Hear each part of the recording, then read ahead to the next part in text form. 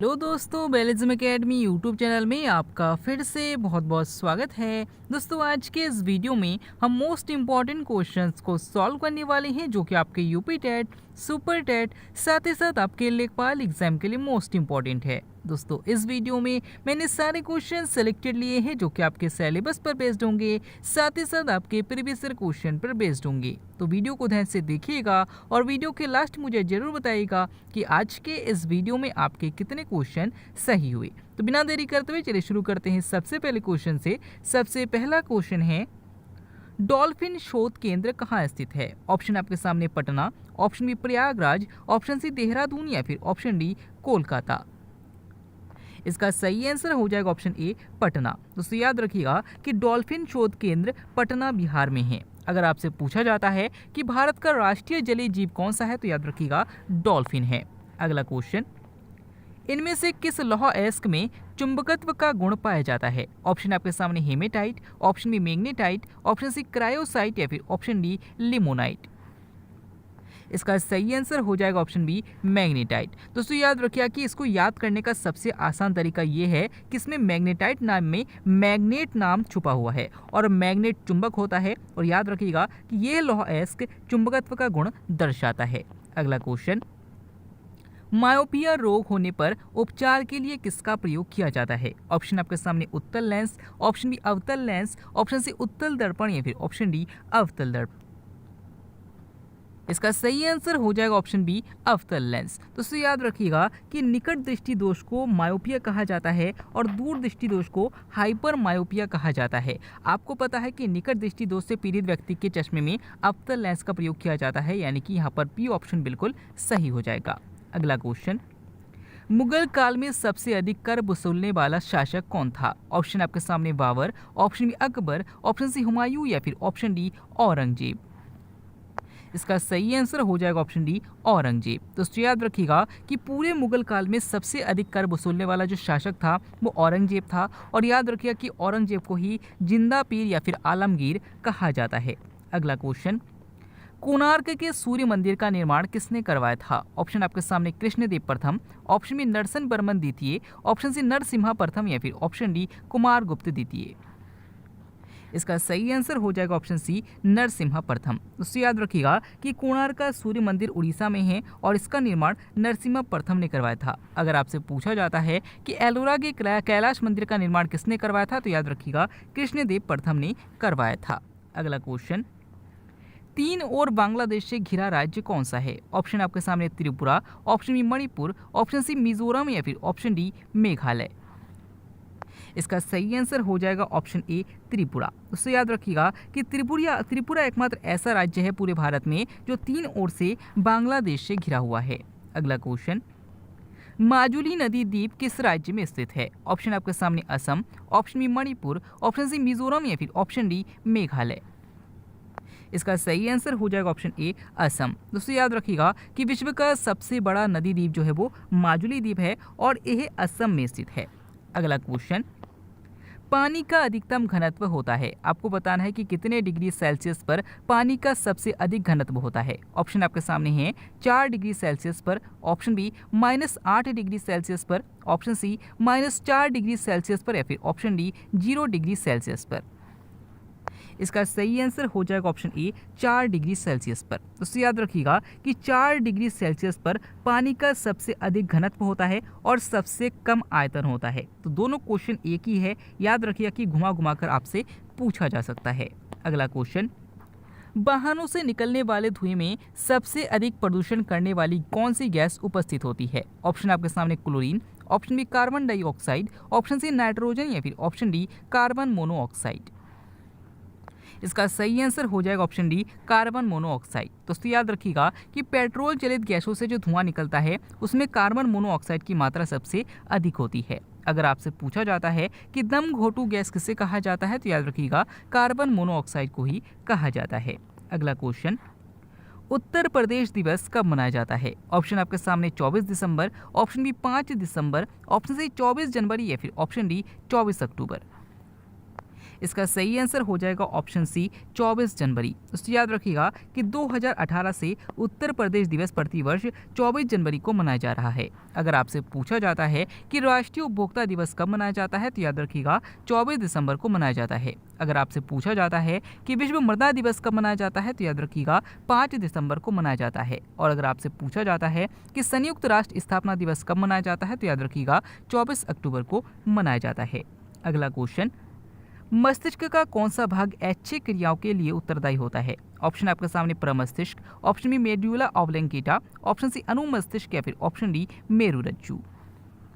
इसका सही आंसर हो जाएगा ऑप्शन ए प्रमस्तिष्क। दोस्तों याद रखिएगा कि जो शरीर में ऐच्छिक क्रिया अनैच्छिक क्रिया होती है उसके लिए मेडुला ऑब्लंगेटा और ऐच्छिक क्रियाओं के लिए प्रमस्तिष्क जिम्मेदार होता है। कैसे, चलिए समझते हैं। जैसे मान लीजिए कि आप खाना खाते हैं तो खाना खाने के बाद आपके पेट में उसका पाचन होना ही होना है, आप उसमें कुछ नहीं कर सकते, तो ये एक अनैच्छिक क्रिया हो जाएगी जो आपकी इच्छा के विरुद्ध है, तो इसे मेडुला ऑब्लंगेटा के द्वारा से नियंत्रित किया जाएगा। लेकिन अगर आप भोजन को खाते हैं और उसको चबाते हैं तो आपके ऊपर है कि आप चबाते हैं या नहीं चबाते हैं, तो वो एक ऐच्छिक क्रिया हो जाएगी और इसका नियंत्रण प्रमस्तिष्क के द्वारा किया जाता है। अगला क्वेश्चन, भारत के प्रथम शिक्षा मंत्री कौन थे? ऑप्शन आपके सामने doctor Rajendra Prasad, option B Jagjivan Ram, option C doctor Bhimrao Ambedkar या फिर ऑप्शन डी मौलाना अबुल कलाम आजाद।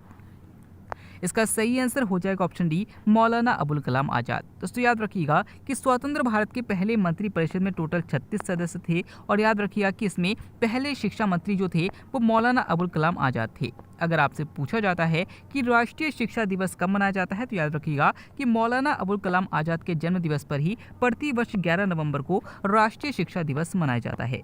अगला क्वेश्चन, मानव शरीर में कुल कितनी पसलियां होती है? ऑप्शन आपके सामने 12, ऑप्शन बी 40, ऑप्शन सी 24 या फिर ऑप्शन डी 33। इसका सही आंसर हो जाएगा ऑप्शन सी 24। दोस्तों याद रखिएगा कि मानव शरीर में टोटल 24 यानी कि 12 जोड़ी पसलियां पाई जाती है जो कि रीढ़ की हड्डी से आकर आपके सामने सीने में स्टर्नम नामक हड्डी से आकर जुड़ जाती है।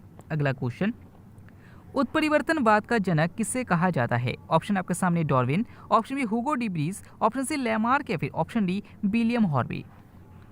इसका सही आंसर हो जाएगा option B Hugo de Vries. दोस्तों याद रखिएगा कि उत्परिवर्तनवाद का जो जनक है वो हुगो डी ब्रीज को माना जाता है। अगर आपसे पूछा जाता है कि योग्यतम की उत्तरजीविता का सिद्धांत किसने दिया था तो याद रखिएगा डार्विन ने दिया था। और अगर आपसे पूछा जाता है कि उपार्जित लक्षणों की वंशागति का सिद्धांत किसने दिया था तो याद रखिएगा लैमार्क ने दिया था। अगला क्वेश्चन, सबसे प्रबल बल कौन सा है? ऑप्शन आपके सामने नाभिकीय बल, ऑप्शन बी चुंबकीय बल, ऑप्शन सी बांडार बल या फिर ऑप्शन डी गुरुत्वीय बल।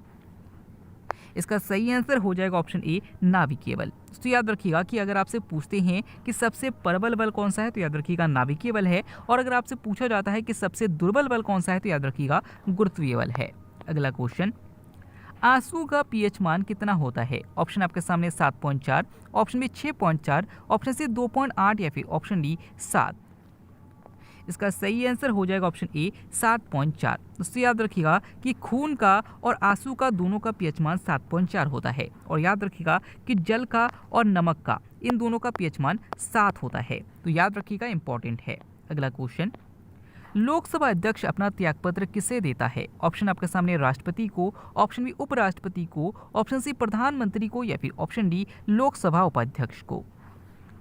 इसका सही आंसर हो जाएगा ऑप्शन डी लोकसभा उपाध्यक्ष को। दोस्तों याद रखिएगा कि लोकसभा अध्यक्ष अपना त्यागपत्र लोकसभा उपाध्यक्ष को देता है।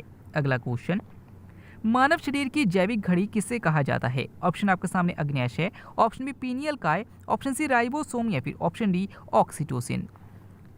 इसका सही आंसर हो जाएगा ऑप्शन बी पीनियल काय। दोस्तों याद रखिएगा कि मानव शरीर की जैविक घड़ी पीनियल काय को कहा जाता है। अब कैसे, चलिए समझते हैं। जैसे मान लीजिए कि अगर आप रात को सोते हैं तो आपके उठने की आदत है सुबह 5 बजे, तो आप डेली आदत हो जाने के बाद अब ऑटोमेटिकली अगर किसी दिन सोना भी चाहेंगे ना, लेकिन सुबह आपकी आंख 5 बजे तुरंत खुल जाएगी, यानी कि यह पीनियल काय ग्रंथि के कारण ही है।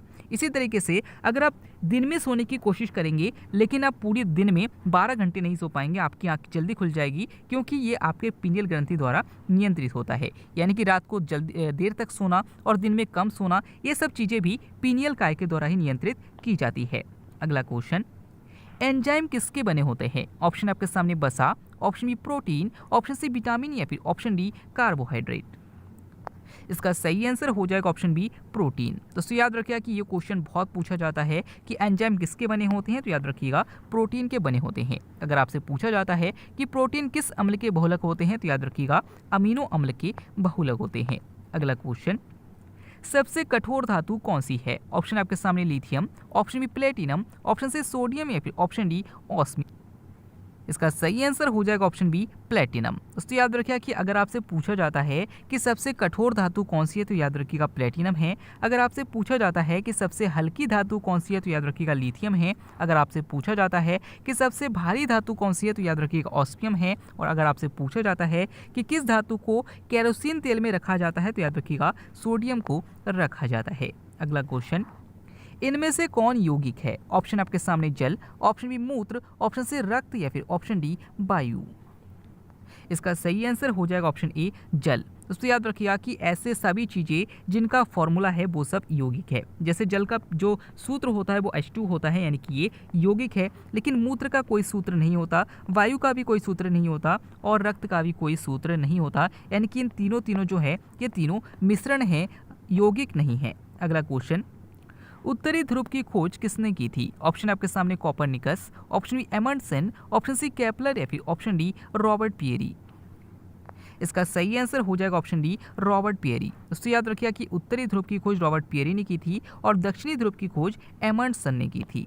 अगला क्वेश्चन, पृथ्वी की सबसे ऊपरी सतह क्या कहलाती है? ऑप्शन आपके सामने barysphere, option B pyrosphere, option C lithosphere या फिर ऑप्शन डी मोनोस्फीयर। इसका सही आंसर हो जाएगा ऑप्शन सी लिथोस्फीयर। तो याद रखिएगा कि पृथ्वी की सबसे ऊपरी परत जो है वो लिथोस्फीयर कहलाती है और सबसे बीच की जो परत होती है वो बैरोस्फीयर कहलाती है। अगला क्वेश्चन, संविधान सभा के झंडा समिति के अध्यक्ष कौन थे? ऑप्शन आपके सामने J B Kripalani, option B doctor Rajendra Prasad, option C doctor Bhimrao Ambedkar या फिर ऑप्शन डी पंडित जवाहरलाल नेहरू। दोस्तों इस क्वेश्चन के आंसर आपको मैं कमेंट के द्वारा बताना है। आज की वीडियो में आपके कितने क्वेश्चन सही हुए, साथ ही साथ आज का वीडियो आपको कैसा लगा कमेंट बॉक्स में जरूर बताइएगा। हमारी मेहनत आपको कैसी लगी कमेंट बॉक्स में जरूर बताइएगा। अगर आप फेसबुक पेज और टेलीग्राम ग्रुप को ज्वाइन करना चाहते हैं तो डिस्क्रिप्शन में लिंक दिया गया है, वहां से आप ज्वाइन कर सकते हैं। मिलते हैं अगले वीडियो में, तब तक के लिए देखते रहिए, सीखते रहिए।